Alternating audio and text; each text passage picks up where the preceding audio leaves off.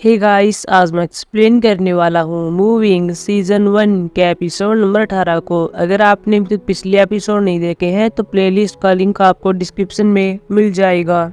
Episode की शुरुआत में लोआन को दिखाया जाता है, साथ में कीसू होता है। इनके सामने जिया खड़ा हुआ था। जिया के हाथ में गन होती है और वो लोआन से कह रहा होता है कि फाइलें कहाँ पर है, मुझे जल्दी से फाइलें दे दो।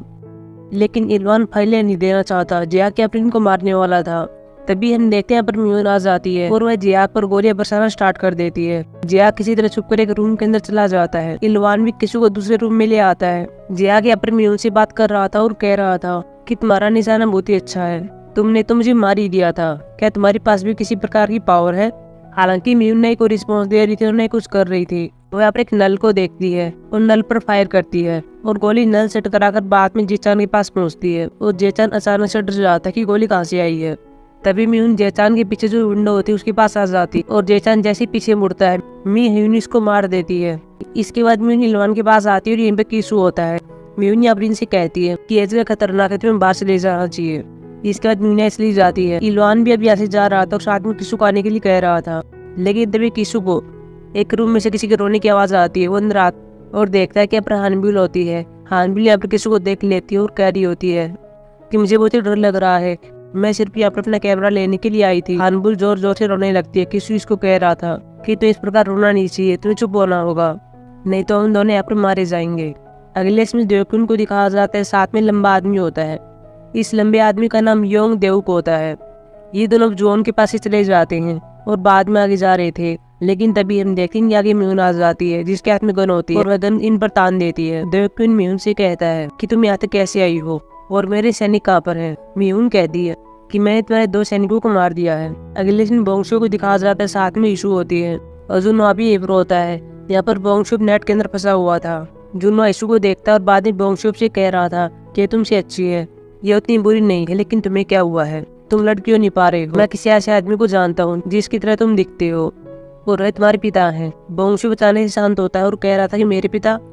यहाँ पर जुनवा कहता है कि हाँ तुम्हारे पिता, जिसका नाम डोशिक है। अगले दिन म्यून को देखते हैं जो कि देवकुन से पूछ रही होती है कि डोशी को क्या हुआ था, मुझे उसके बारे में बताओ। इसके बाद पास्ट के सीन को दिखाया जाता है जो कि 1994 का होता है, जहाँ डोशी म्यून को देख रहा था। डोशी को यहाँ पर काम सौंपा गया था कि इसको उत्तर कोरिया जाना है और वहाँ पर राष्ट्रपति को मारना है।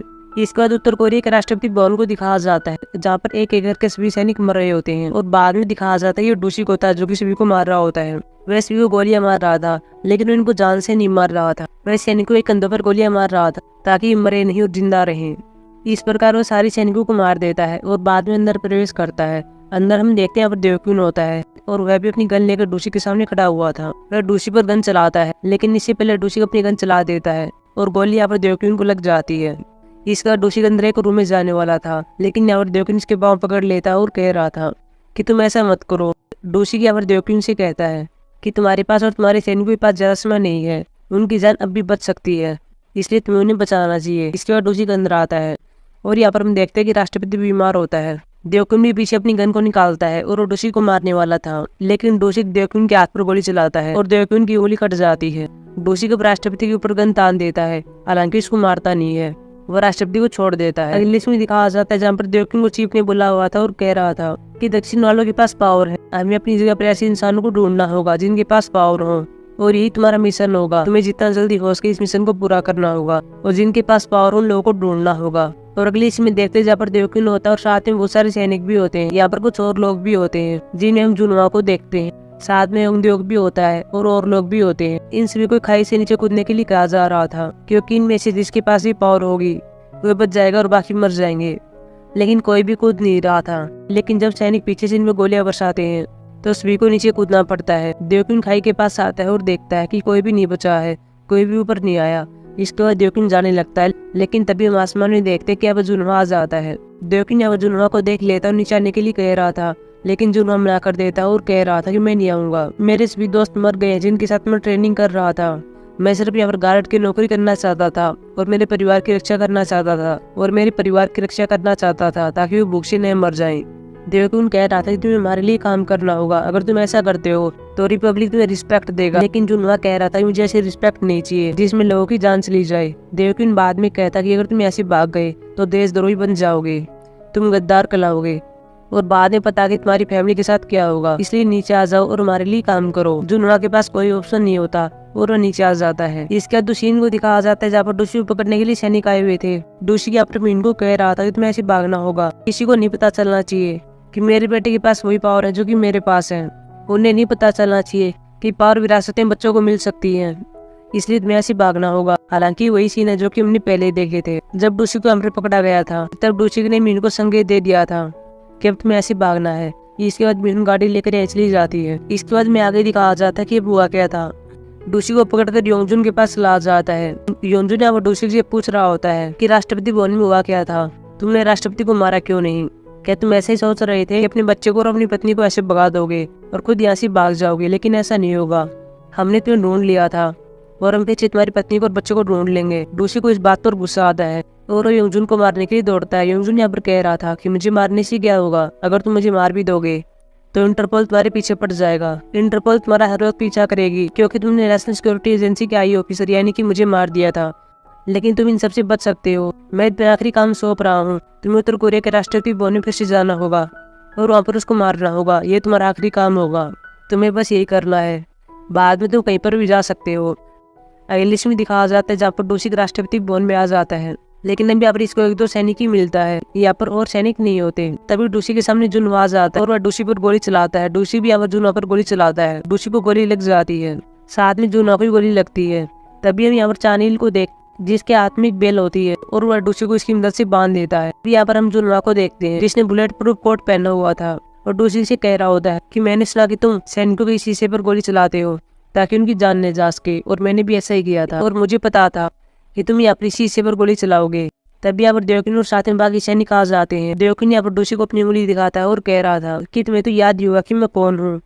मेरी जान किसी तरह बच गई, लेकिन उस दिन यहाँ पर जो लोग भी थे जो तुमसे लड़े थे, जितने भी सैनिक थे, उन सभी को फांसी दे दी गई। इसके बाद डूसी के चेहरे को कपड़े से ढक दिया जाता है। रियलिटी में देखते जहाँ पर देवकिन म्यून से पूछ रहा होता है कि डूसी के साथ तुम्हारा क्या रिश्ता, क्या वो तुम्हारा पति है? म्यून यहाँ पर कह रही थी कि मुझे सिर्फ डूसी के बारे में बताओ कि उसके साथ क्या हुआ था।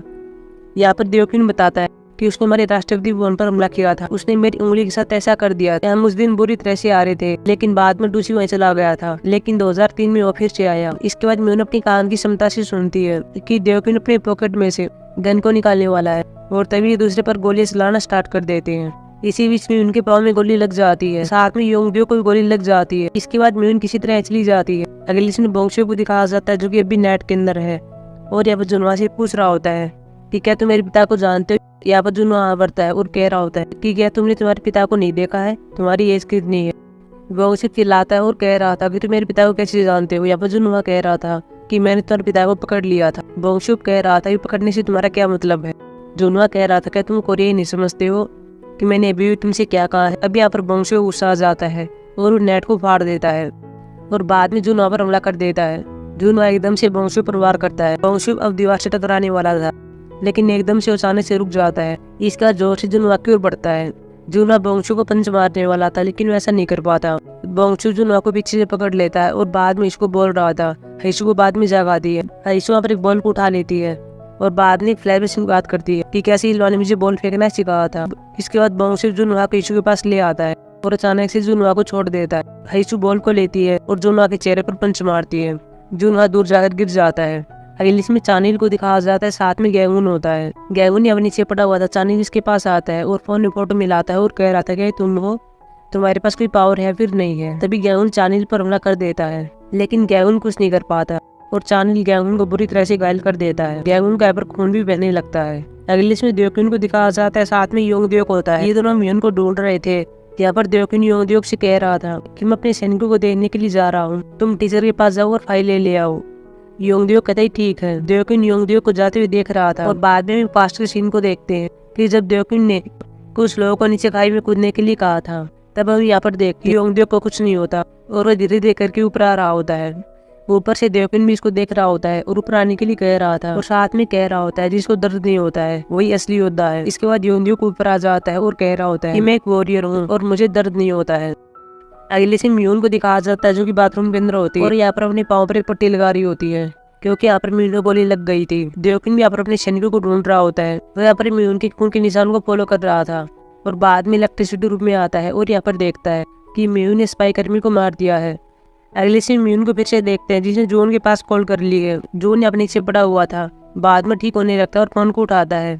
म्यून जॉन से कह रही होती है कि मुझे तुम्हारी जरूरत है, हमें अपने बच्चों को बचाना होगा। जॉन कहता है ठीक है। इसके बाद जॉन खड़ा होता है और बाद में बाहर चला जाता है। वहीं देवकिन भी अपने दूसरे सैनिक को ढूंढ रहा था।